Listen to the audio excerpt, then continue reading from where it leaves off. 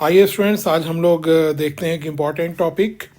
ये topic 11 chemistry में unit 7 है, जो कि इक्विलिब्रियम लेसन है।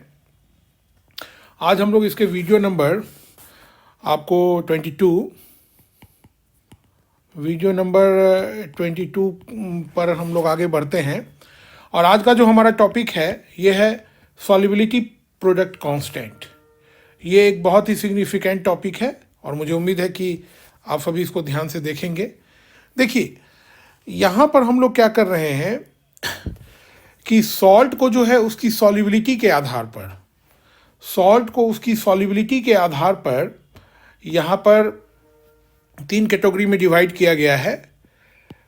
कैटेगरी नंबर 1 में जो कि कंप्लीट सॉल्युबल हो, कैटेगरी नंबर 2 जिसमें जो कि वो स्लाइटली सॉल्युबल हो, और कैटेगरी नंबर 3 जिसमें एस्पायरिंगली सॉल्युबल हो, मतलब थोड़ा थोड़ा सॉल्युबल हो, बड़ी मुश्किल से वो सॉल्युबल हो। तो इस कंडीशन में हम देखेंगे कि इसका कॉन्सेंट्रेशन कितना होता है, क्योंकि केमिस्ट्री में आपको हर चीज़ जो है क्वांटिटेटिव तरीके से दिखानी पड़ती है, qualitative as well as quantitative, खासकर जब आप क्लास 11th के स्टैंडर्ड में आते हैं। तो यहाँ देखेंगे जब हम बहुत ज़्यादा सॉल्युबल की बात करते हैं तो उस समय हम देखेंगे कि इसकी जो है सॉल्युबिलिटी मैक्सिमम होगी जब इसके अंदर में सॉल्ट का कॉन्सेंट्रेशन 0.1 m होगा, यानी इसकी जो मोलैरिटी होगी वो 0.1 m, यानी कि आप कह सकते हैं कि 1/10, ठीक है। 1/10 m के अकॉर्डिंगली इसकी मोलैरिटी होगी। स्लाइटली सॉल्युबल होगा जब इसकी जो मोलैरिटी होगी सॉल्ट का सॉल्यूशन के अंदर में, तो उसका कॉन्सेंट्रेशन बेसिकली 0.1 m से लेकर 0.01 m से लेकर 0.1 m के बीच में होनी चाहिए। कैटेगरी थर्ड में हम लोग देखेंगे जिसमें कि बिल्कुल भी बहुत दिक्कत से वो सॉल्युबल होता है, स्पायरिंगली सॉल्युबल के कैटेगरी में आता है। इसमें अगर कॉन्सेंट्रेशन आप 0.1 m से अगर आप बढ़ा देते हैं तो बढ़ा देने के बाद क्या होता है, ये थोड़ी दिक्कत से सॉल्युबल होता है, ठीक है। तो ये 3 कैटेगरी है और इस 3 कैटेगरी को आप थोड़ा ध्यान में रखेंगे। ये आपके MCQ के क्वेश्चंस या मान लीजिए आपके जो असर्शन एंड रीजनिंग के क्वेश्चंस है उसमें पूछे जा सकते हैं। यहाँ देखिए, यहाँ पर हम लोग एक टॉपिक ले रहे हैं। ये देखिए, for a salt to dissolve in a solvent the strong force of attraction between its ion lattice enthalpy must be overcome by the ion solvent interaction. अब आपको मालूम है कि जो सॉल्यूट के मॉलिक्यूल्स, जो सॉल्ट के मॉलिक्यूल्स है, उनके बीच में भी आपस में एक बॉन्ड होता है, जिसके कारण उसके मॉलिक्यूल आपस में बड़े मतलब एक स्ट्रेंथ के साथ जुड़े होते हैं। और जब वो घुलते हैं तो बेसिकली वो अपने बॉन्ड को तोड़कर सॉल्वेंट के साथ बॉन्ड बनाते हैं। तो कहना है कि अगर मान लीजिए कोई सॉल्वेंट में अच्छी तरह से डिज़ोल्व होगा तो इसके लिए जो है आपको ये चीज़ देखना पड़ेगा कि सॉल्ट के जो मॉलिक्यूल्स के बीच का जो फोर्स है वो जो है ना कम होना चाहिए, और सॉल्वेंट और आयन, जैसे मान लिया NaCl घुलने जा रहा है तो Na+ और वाटर का जो सॉल्वेंट है उसके आयन के बीच में अट्रैक्शन बढ़ जाना चाहिए। यानी आप इससे ऐसा समझिए कि सॉल्यूट के बीच का या सॉल्ट के बीच का जो अट्रैक्शन है वो कम होना चाहिए, और आयन और सॉल्वेंट जो घुलने जा रहा है उसमें और सॉल्वेंट के बीच का अट्रैक्शन ज़्यादा होना चाहिए, तभी जाकर वो घुलेगा, ठीक है ना। अब यहाँ देखेंगे कि solvation enthalpy is always negative, that is energy release in the process of solvation. कहने का मेरा मतलब ये है कि इसमें आप देखेंगे कि जब इंथैल्पी का साइन नेगेटिव होता है तो इसका मतलब ये होता है कि एनर्जी इसमें से थोड़ा निकल रहा है बाहर। तो सॉल्वेशन इंथैल्पी मतलब वो घोलने के समय में जो एनर्जी की जो चेंजेज आता है, जो एनर्जी रिलीज होता है, that value needs to be negative, okay. और इसका मतलब क्या हो गया कि energy is release in the process of solvation. अब हम लोग नेक्स्ट पॉइंट देखते हैं। For a salt to be able to dissolve in a particular solvent its solvation enthalpy must be greater than its lattice enthalpy.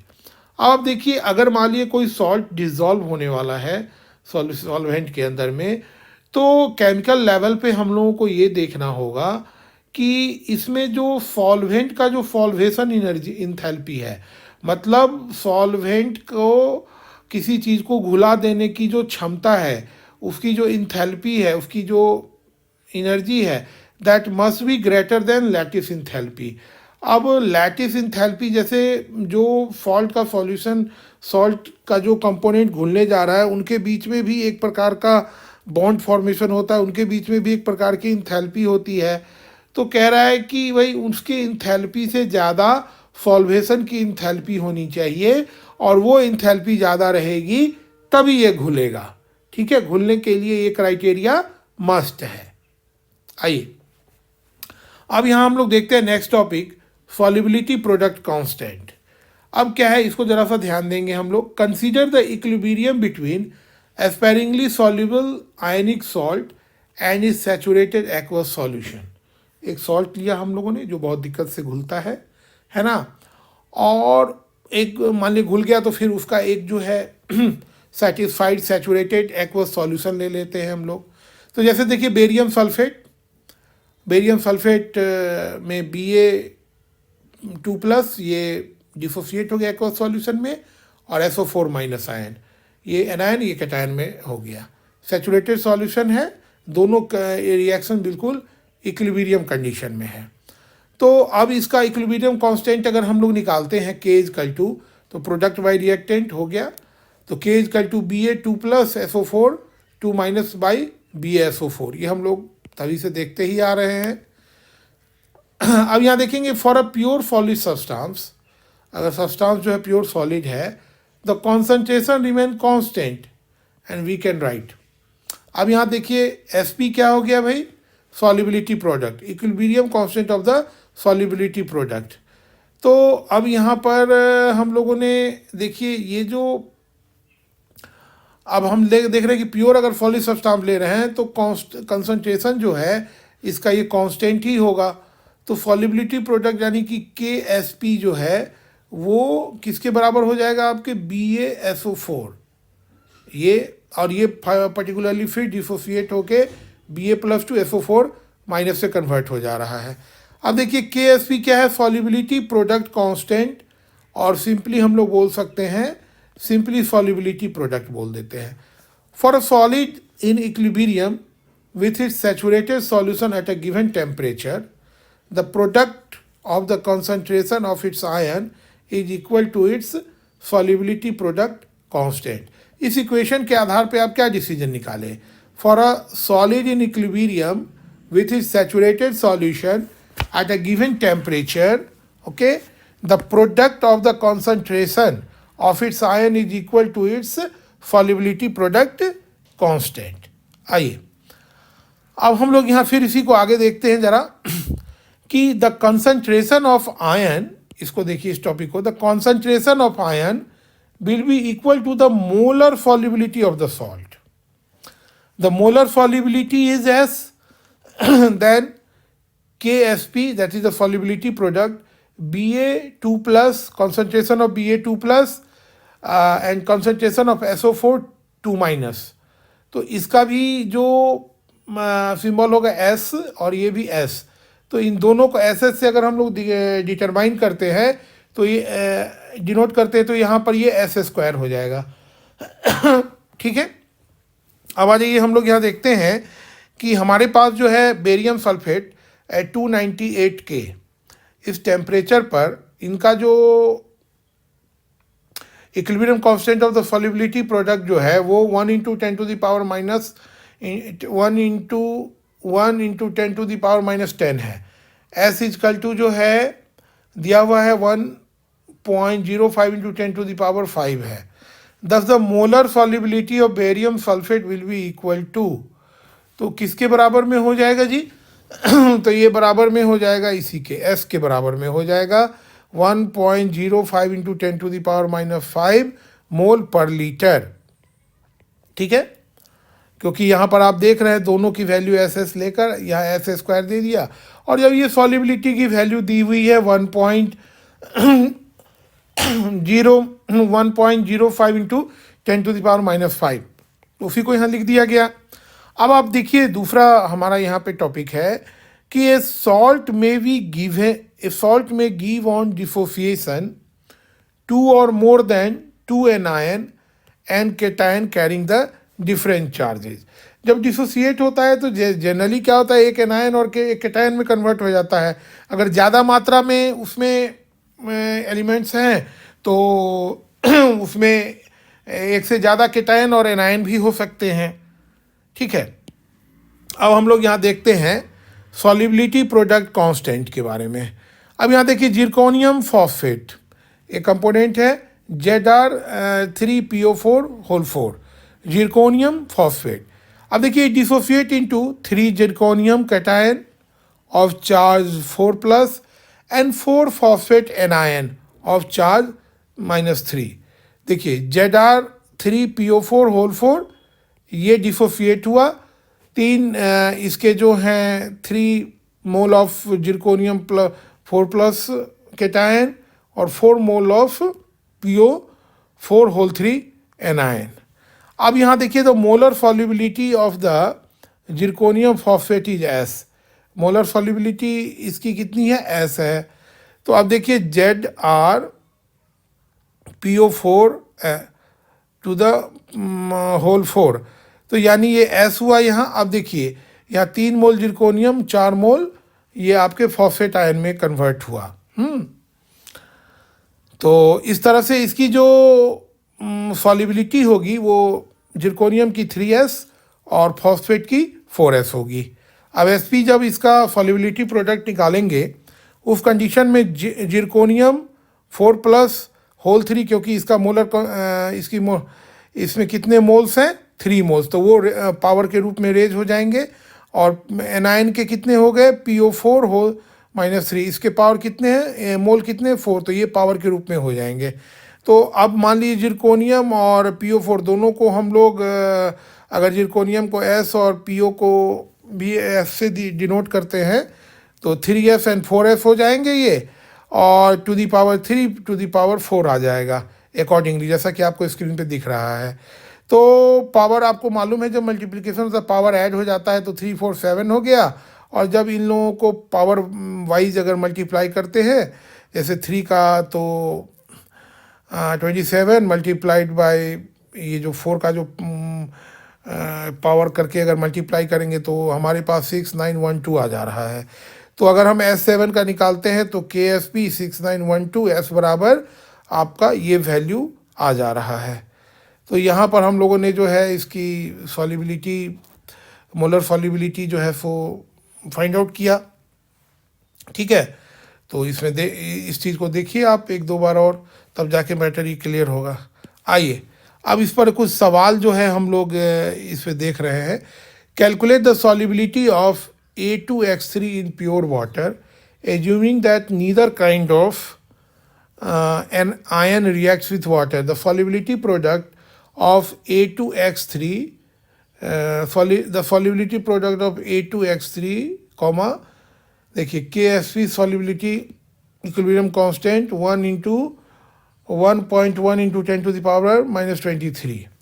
ठीक है, तो अब देखिए सॉल्यूशन में कैसे डिसोसिएट होता है A2X3, तो 2 मोल जो है ये A+3 में आ जा रहा है, और ये 3 मोल जो है X2- पे आ जा रहा है, ये कैटायन और ये एनायन।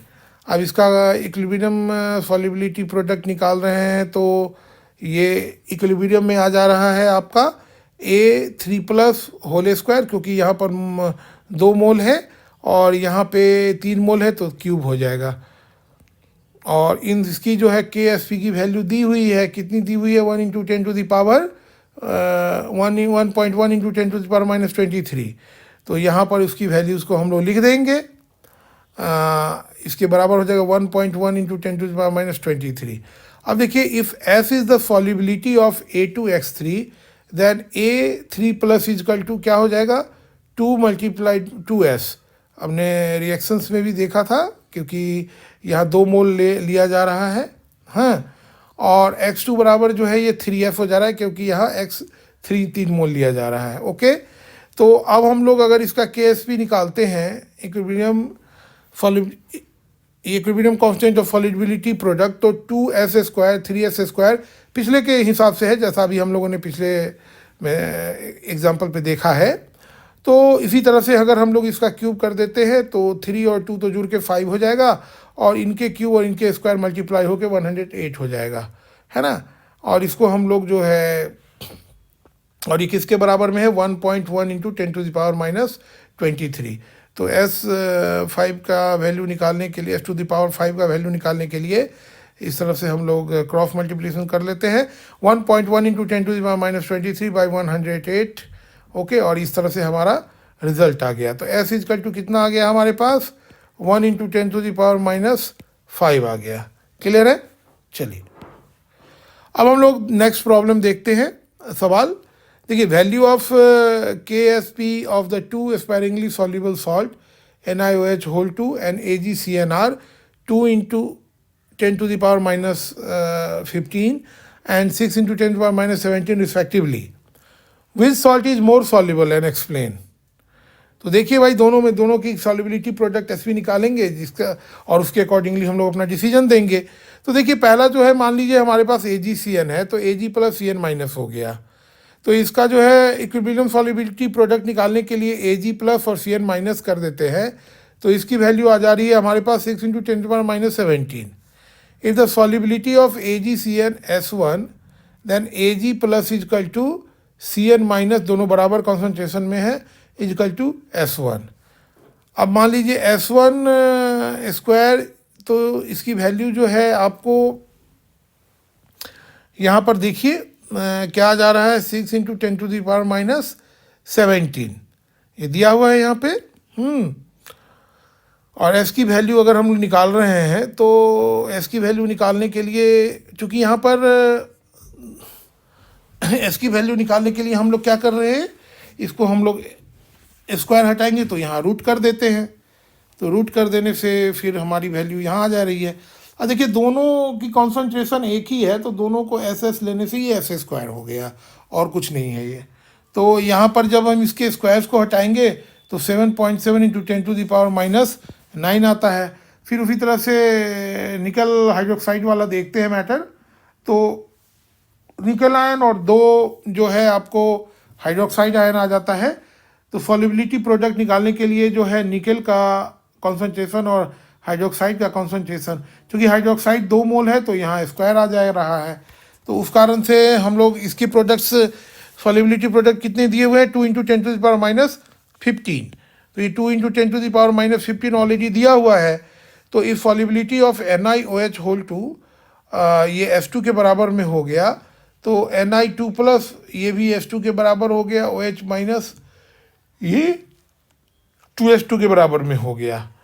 तो इस तरह से जब हम इसको इक्विवेलेंट करेंगे तो S2 स्क्वायर बराबर 2 इंटू 10⁻⁻15 हो गया, और S2 बराबर कितना आ जा रहा है। फिर इसको अगर उस तरफ से हम लोग क्रॉस मल्टीप्लाई, जो नॉर्मल मैथमेटिक्स का सिस्टम है उसको अप्लाई करते हुए अगर हम रिजल्ट पर आते हैं, तो S2 इक्वल टू 0.58 इंटू 10⁻⁻4 आ गया। ठीक है। तो हम लोग अब यहाँ देख रहे हैं कि इसकी वैल्यू और इसकी वैल्यू क्लियर है। तो इसमें देख रहे हैं कि हम लोग इसकी कॉन्सेंट्रेशन की वैल्यू थोड़ी कम है, तो कम रहने से इसकी सॉल्युबिलिटी बढ़ जाएगी। तो NiOH is more soluble than AgCN। तो यही है बच्चों। इसको देखिए, इसमें होता क्या है कि आप लोग थोड़ा बार बार इस सवाल को देखिए, इसमें जो मैटर्स दिए गए हैं उसको देखिए किस तरह से बनाया है, और घर में प्रैक्टिस कीजिए तो आपको ये ज़रूर समझ में आएगा। तो यही कुल मिलाकर इस टॉपिक में था। तो मुझे उम्मीद है कि आपको ये अच्छी तरह से समझ में आया होगा, सॉल्युबिलिटी प्रोडक्ट कांस्टेंट। चलिए, धन्यवाद।